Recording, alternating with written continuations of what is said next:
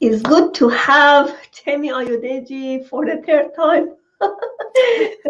Yeah, I'm so glad finally we could make it. Hello, everyone. Thank you. Yeah, I always wanted to talk to an artist who really knew about art, and she already knew it. And look at her. Look at her paintings at the back, at her left side, and she's always doing something creative.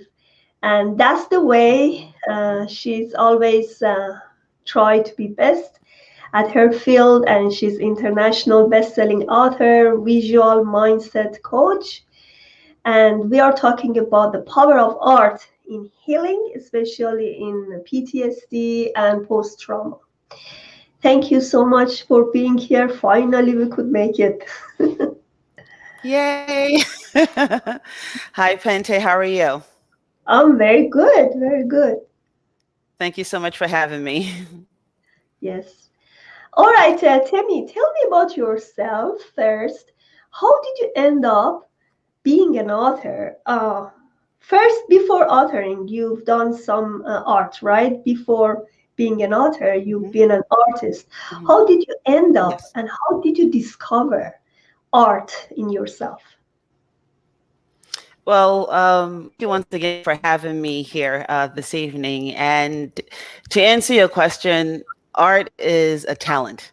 It's something that's one of the gifts that God gave me, and I thank Him for that. And fortunately, because it's a talent, I've always been drawing ever since I was a little girl. And fortunately for me, with the blessings that were afforded to me, I was able to study art as my first degree. This is back in Nigeria. And upon coming back to the United States, I went back to school, studied psychology, did occupational therapy, um, obtained a master's degree in human resources management, and I wanted to go back to school again to get a PhD in occupational therapy, but life took a turn at that point because I had a son that unfortunately had some major neurological delays and subsequently lost his speech and was diagnosed with autism.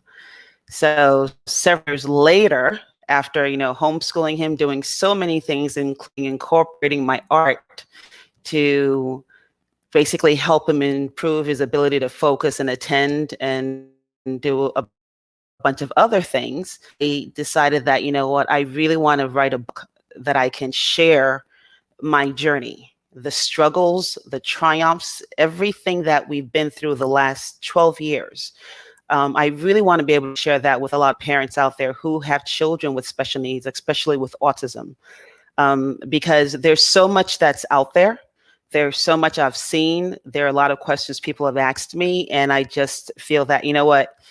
God has allowed me to go through all of this just so that I can provide, not just information, not just resources and tools, but hope to a lot of these parents and caregivers and siblings as well.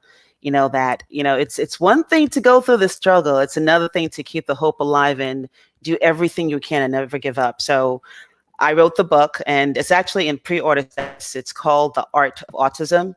It's a pictorial guide for parents of children with special needs. And in the book, it's not just the journey, but I also have a lot of my artworks that's actually going to be in the book as well, so that the reader will get a broader picture of who I am as a whole.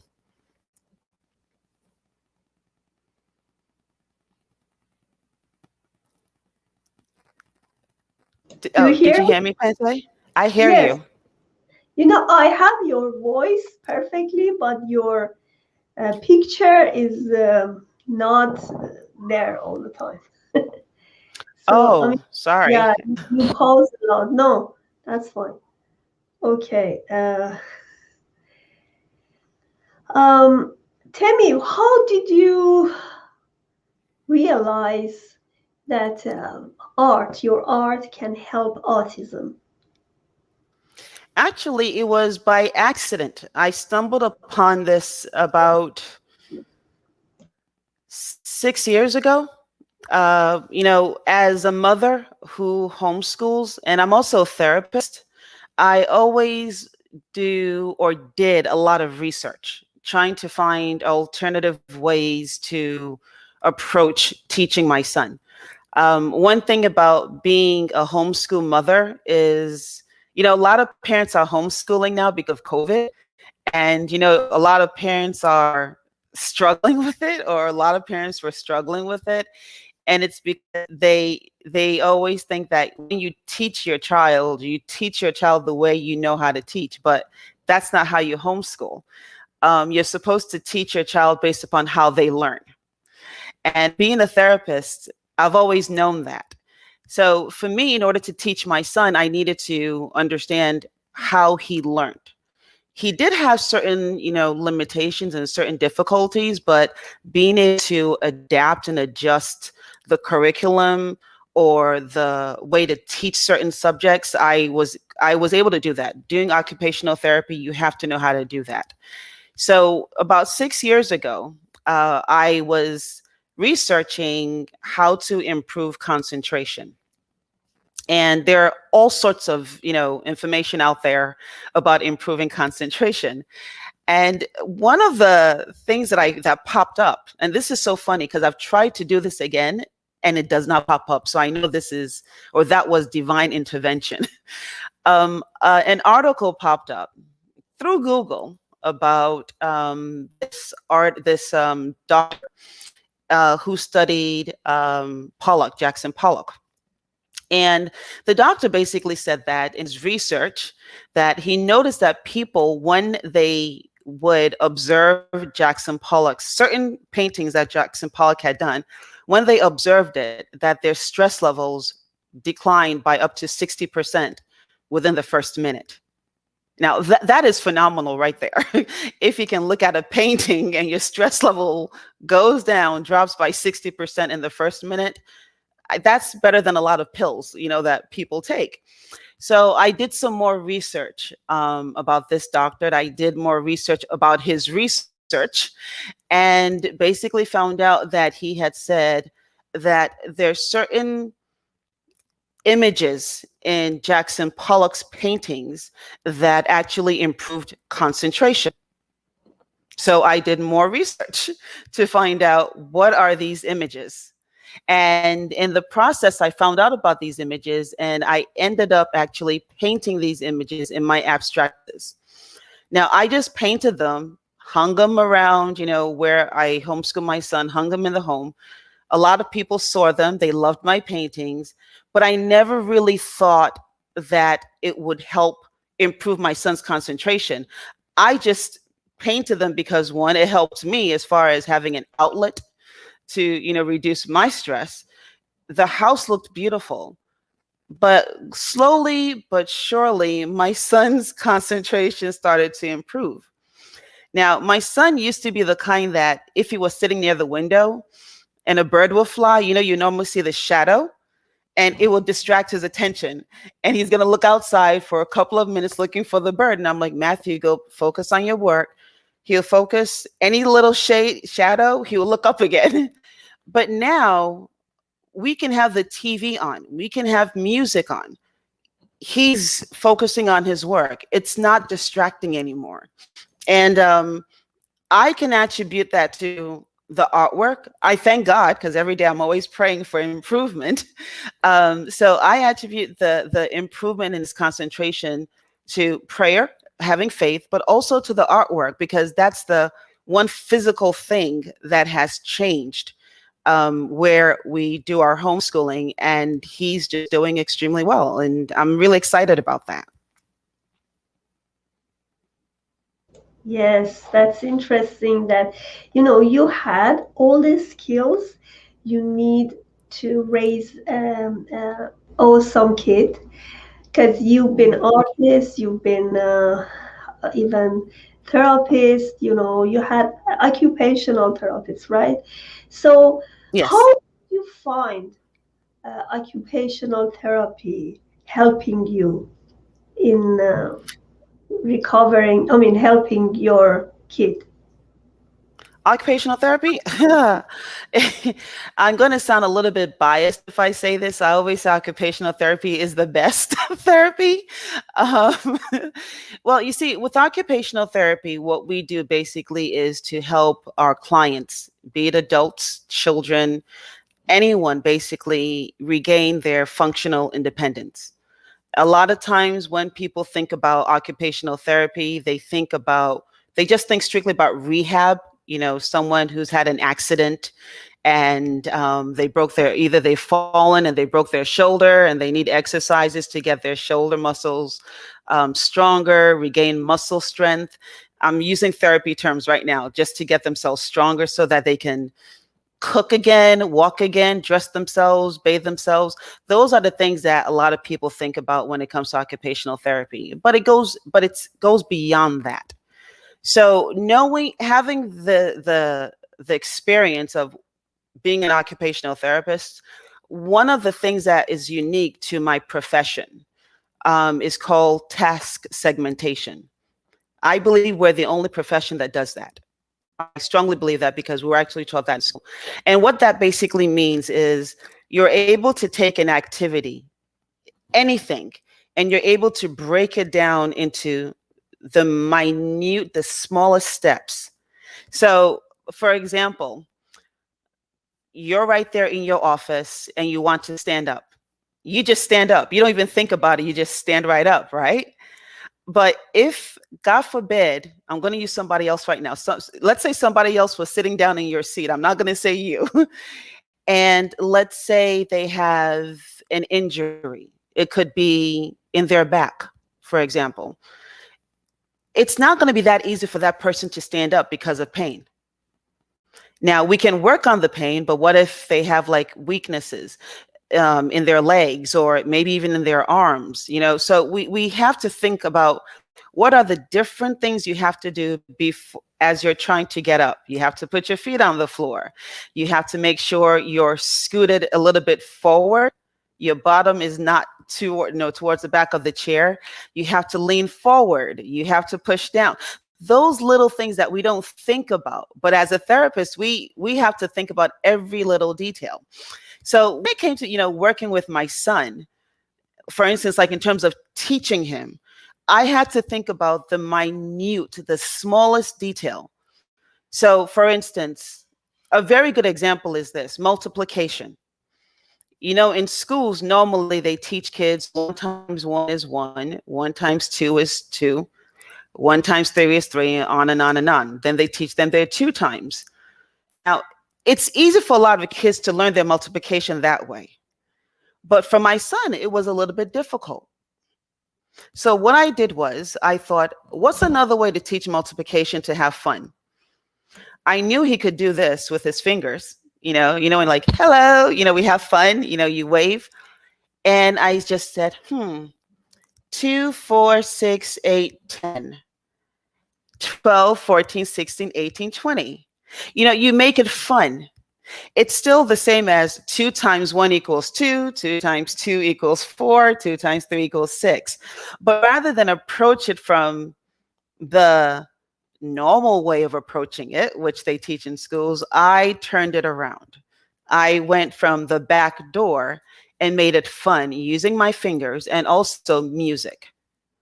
And before you know it, in a matter of weeks, he knew, or still till today, he knows how to count even up to the 15 times. In other words, 15, 30, 45, 60, 75, and on and on and on.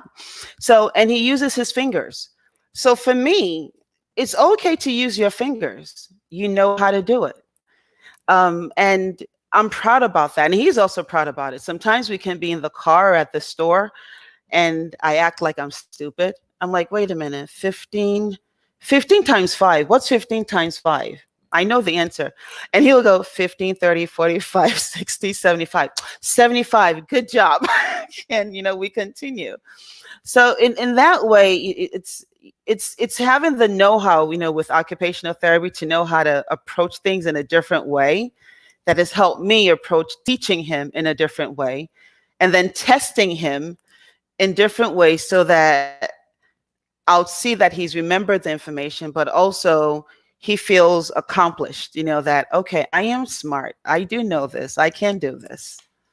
I love it. This way, because you are an artist, you are a real creator. You are Mm, creator.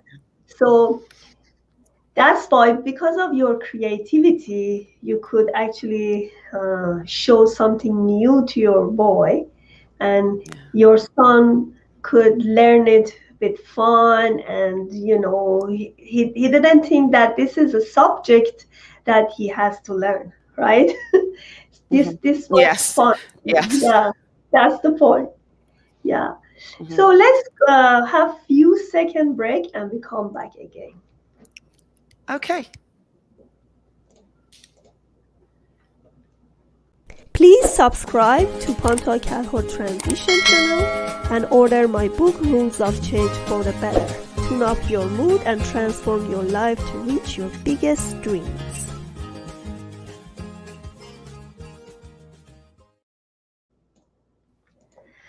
All right, Temi, tell me how, what is your recommendation to people who have, to parents who have autism kids, and they have a kind of artistic background as well? Okay. What I'll first of all say to parents that have children with autism is, hi. I know exactly what you're going through. I know it's something that if we could change, if there was something we could change, we would change it. But I'm going to say to every parent out there that think of yourselves as being super, super blessed. Because if God did not know that we were able to raise these children, we will not have them. So think of yourselves as blessed parents. That's how I see myself, as a blessed mother. That's how I see my husband, as a blessed father. So that's just to encourage you. And see your children as blessings. Now, if you have an artistic background, which using art, I want you to understand one thing, and that is, it doesn't, just because you have an artistic background like I do, it does not mean your child will like art. My son hates art. I have tried it to teach it to him in so many ways. It does not work. I've even tried to teach it in fun ways with music. He does not like art. He likes history. He likes science. He likes math. So just like any other child, they have subjects they like and subjects that they don't like. Now, but if you want to incorporate using art to help your child in, for example, in concentrating and improving their concentration, you would really need to do the research that I did as far as what these different images are that are embedded in the artworks. For example, these images are mostly embedded in abstract paintings, not in the natural paintings. For example, this painting right here is a cat. It's actually bigger than this. I just painted this one for myself because we can't have pets in my home, but this is one cat that looks at me and I look at it and we talk. But the painting up here, right here, I is an thought abstract. that's the photography. It's painting, right? Wow, It's a that's so painting. Yeah, this is not a photograph. This is so painting. natural. I can't Yeah, believe it's it. actually bigger. I don't think you can see because of the sun, the reflection. Let me see if I can move this around a little bit for you. I don't know if you can see. Can you see the I, little cat? there is two cats, right? Yeah, Two they're cats. two cats. Now two cats. Now Yeah, two cats. Yeah. yeah. Okay. So this is just for me. But this painting right here, for example, is an abstract painting. But this painting does not have the images in it that you normally would embed if you're trying to improve concentration or relieve stress. This is a different kind of painting. So just to help these parents, if you're trying to figure out like, what are these images that I'm talking about? They're like repetitive images, such as trees, not just any trees, but they have to be repetitive. And that's why I say you need to do research so that you can read up about it. Because if I talk about it, it's going to go beyond this um, forum that we have together. But you can do the research, and if you want to make those paintings, you can surely do that, and just have hope. I don't want you to see the painting as I have the images, put it on the wall, and then you expect your child to improve their concentration overnight. It doesn't work like that. It's something that hopefully your child relates to, your child recognizes. I will strongly also add, also pray, have faith, trust God that everything will work, and changes will happen. So I'm not I'm kind of artist that will say this is what I'm not God, but I know with Him everything is possible, and the changes that we want in certain things will definitely take place. So I always tell these parents, if you're artists, paint for recreational reasons to relieve stress, paint to express your happiness, to express your pain, paint, don't hold back. And if you have a child that loves to paint as well, go for it, encourage it, use all sorts of mediums. Children with autism sometimes have sensory, issues. Use different mediums, such as not just the liquid. You can use textures, such as sand. You can have them paint on the soil. They're just different things you can do to help your child if they're on the spectrum and you're an artist. You can just think outside the box, and you just see the wonders and the changes in your child. I have two questions. First of all, I know parents who have ADHD kids. They can improve a lot in them. I've interviewed one of the coaches, one of the occupational therapists. I guess she's occupational therapist as well. And she said, I Mhm. have ADHD. And I said, I didn't realize this. So I know there are lots of improvements you can have for your Mhm. baby and even for yourself, even if you have ADHD or you have autism. Mhm. So, as you said, we need to feel that we are blessed with the child and Yeah. we can improve a lot of things in them, as you did with the concentration. And Yeah. another thing, this topic about the autism inside your book, what did you talk about? Is it your personal story about your boy, or you also talk about this repetitive image? And I like this topic about the finding the image that can help concentration. Yeah. Well, the book has everything. I'm taking you on a journey. I'm talking about what had happened from the very beginning, with myself. I talk about when we went on the trip, the vacation to Hawaii, where my son stopped speaking. I talk about that day so that the reader is literally seeing and experiencing what I had experienced. And the book in itself is an emotional roller coaster, in the sense that, for those who know me and know how I talk, I joke around a lot, but I can be very serious at the same time. So you're reading my words, my emotions. So I'm taking the reader through the journey, how my son changed, the obstacles that we faced, the challenges I faced as a mother, having a child who was normal one week. And I hate to use the word normal, but who had a child that was speaking one week and then 2 weeks later was not speaking.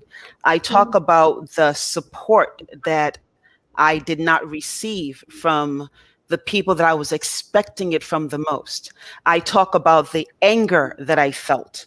I talk about the decisions that I made as far as leaving the job that I had. I talk about going to another job and having, I don't want to give too much away, but I think I can say this part without crying, because there's a lot of times I cried when I was writing this book. But I hope there was a whole year at work that every day I cried, because I was lying, to people that I am fine, my boys are fine, but my son was not fine. So I through that journey, and then I talk about the challenges with my husband, how he's a doctor, so he had one way of wanting to treat my son. I, the therapist, I'm doing homeopathy. Doctors and homeopathy are two totally different two totally different worlds. But I did what I needed to do, and I talked about the different interventions that we used, the progress he made with each intervention. And then I talk about how he's transformed from the boy that was once sensitive to a boy that is so compassionate. A boy that did not want to walk on the floor, now he walks barefoot on the grass. A boy that used to be afraid of water, now he swims. So there's just so many things that I'm going to share in that book, and also talk about faith. And one key thing I also talk about is stress. I have a couple of chapters dedicated to stress, how stress manifests itself slowly, but a lot of people don't know it's stress, and the yeah. things that parents, anybody can do to manage stress. So it's a book that's, for parents with children with autism. It's a book that will help couples know how to overcome challenges, because there are challenges, but having a child with special needs, it's another challenge in itself. I'm going to talk about, just how to communicate effectively with your spouse, with your children, how to help other siblings understand what's going on with their brother or sister. So the book has a lot in it. And it also has the paintings that I've done in there, so that you could see the different styles, the different kinds of artworks that I have done, and some of the artworks that are in my home right now. And it's just something that I hope, when for every page you look at, it's information and something beautiful to look at the same time. Wow. I love to read your book. When do you publish it? You said that's in pre-order right now. It's on pre-order. There are a lot of things that I'm still writing and I'm putting into it. Yesterday, I even have a little confession. I read the introduction to one of my friends, and she cried. She was crying, and I said, "Oh dear, if the introduction is making you cry, what is the book going to do?" And she said, just her encouragement and her feedback was enough. And I said, "Well, I just want to make sure that I do justice to this. I'm celebrating my son in this book. I am thanking God in this book. I am celebrating just being an overcomer. And I want to make sure that when somebody reads it from the beginning to the end, they will say, this is a book that has changed their lives." So I'm not just going to rush through it. I mean, I had almost finished the book a couple of months ago, but after some people that I had met and the questions they were asking me, and I prayed about it, I realized that it was like the Lord was saying, no, that's not the book you're supposed to write. It's not just about educating. You need to let them know the little details, those little things you went through. It's going to be hard, but I'll strengthen you. And I'm doing that right now. So Yeah, I hopefully had it should be done in a couple of months. I see. I had the same experience when I was talking about myself in my first book, because Mhm. that's totally different when you just talking about something informational, or Yeah. out of your, out of your seeing other people experience. But when is your Yes. experience and your personal life is totally different. Yes. Yeah. Yeah, Yes. Tammy, And can you? Yeah, yeah, go ahead. no, I was just going to say that just putting a human perspective on things is really, really important. And by God's grace, when the book comes out on Amazon, it's going to come out in a hardcover copy. And I'm also going to do the audiobook. The audiobook is the one that I know a lot of people, don't have time to read physical books. They actually listen to audiobooks. And, like with the feedback that I've gotten from those that I've read the book to a little bit here and there, they have really said, you need to get the audiobook and I need to read it. It's because it's in my own words. You And have to read it by yourself, exactly. oh, Because I yes, had yes. audiobook and I was thinking maybe I have to redo it because that's totally different when you talk in from your heart. It's totally Yes, different. exactly. You know when to slow down, when to speed up, and people would hear the anger when you're reading portions that you were angry. And people can feel the pain in the areas and the stories that you were hurting. So I'm really excited about it, and I'm just thanking God that I have the opportunity to share this information and bless with it. Beautiful.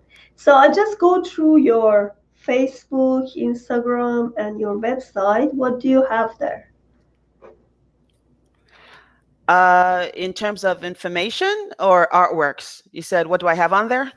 Yes, do you have any program or is there your arts? What do you sell there or what do you do exactly? Well, if you go on Facebook, for example, on Facebook, I just share images of my artworks, and it's just an opportunity for, people to see what I'm doing and to reach out to me. But on my website, which is temifinearts.com, is where I showcase my prints as well as original paintings. And I have a variety of print options. People can get my paintings in paper prints, metal, wood, canvas, as well as I don't have acrylic as an option online, but I do have clients sometimes that want to have one of my prints in acrylic. I always tell them, contact me. There's a contact section on my website where people can reach out to me. On my website, there are my original paintings. The prices are not on there. If anyone is ever interested, I always say, give me a call. I believe, from this forum, you can tell that I'm approachable. And, just ask me any questions. I'll be more than happy to either invite you to my home if they're local, to see the artworks in person, or we can always do a video chat and take it from there. And also do commissions as well. That's what I'm doing a lot of right now. Commission paintings for people, portraits, animals, abstracts, whatever it is they want to do. I always try to make sure that I please the client with anything they want, except if it's nothing demonic. I don't do demonic things. I can, but I just choose not to. Yeah, you did the right thing. You did Yeah. the right thing. Okay, thank you so much, Temi. Finally, we could Thank make it, you. and hopefully, I wish you a lot of luck for Thank you. your paintings, your success, and your beautiful son. God bless you, Pante, and thank you so much once again for this opportunity. God bless you, and thank you for everything you're doing in the world of healthcare in general. God bless you, and stay blessed. Thank you so much. Thank you so much.